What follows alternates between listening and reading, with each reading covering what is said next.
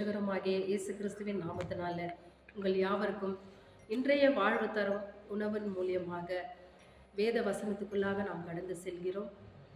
இன்றைய வசனம் ரோமர் 13வது அதிகாரம் 1-5 முடிய வாசிக்கிறேன். எந்த மனுஷனும் மேலான அதிகாரம் உள்ளவர்களுக்கு கீழ்ப்படிய கடவன். ஏனென்றால் தேவனாலே அன்றி ஒரு அதிகாரமும் இல்லை.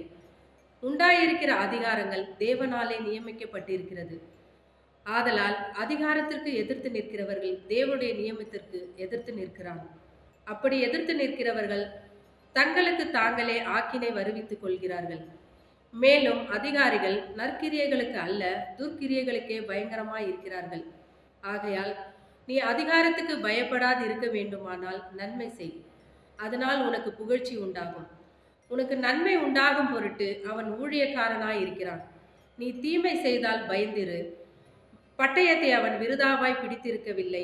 தீமை செய்கிறவன் மேல் கோபாக்கினை வர பண்ணும்படி அவன் நீதியை செலுத்துகிற ஊழியக்காரனாய் இருக்கிறானே. ஆகையால் நீங்கள் கோபாக்கினை நிமித்தம் மாத்திரமல்ல, மனசாட்சி நிமித்தமும் கீழ்ப்படிய வேண்டும். ஆமேன். இப்பொழுது கூட நாம் ஜெபிப்போம். நான் உங்களுக்காக ஜெபிக்கிறேன்.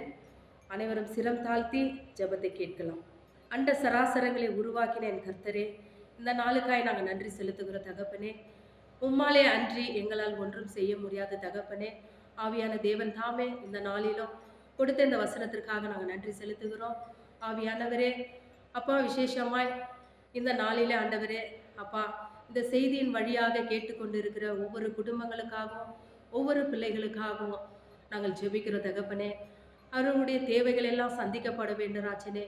அப்பா, இந்த காலை வேலையில அவர்கள் செல்லுகிற வேலை காரியமா இருக்கலாம், மற்ற எந்த காரியங்களா இருக்கலாம், கர்த்தர் அவர்களோடு கூட இருந்து அவர்களை நீர் வழி நடத்த வேண்டுமாய் நாங்கள் ஜெபிக்கிறோம். அப்பா, விசேஷமாய் படிக்கிற பிள்ளைகளுக்கு அப்பா படிப்பை நீர் ஆசீர்வதிக்க வேண்டும் ராஜனே. வாகனத்துல போகிறவர்களே கர்த்தர் பாதுகாக்க வேண்டுமாய் நாங்கள் ஜெபிக்கிற தகப்பனே.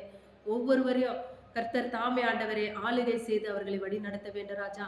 இந்த நாளில் அப்பா, ஜனங்கள் எதிர்பார்த்திருக்கிற எல்லா காரியங்களும் நன்மைக்கு ஏதுவாய் முடிய கர்த்தர் நீர் உதவி செய்வீராஜனே.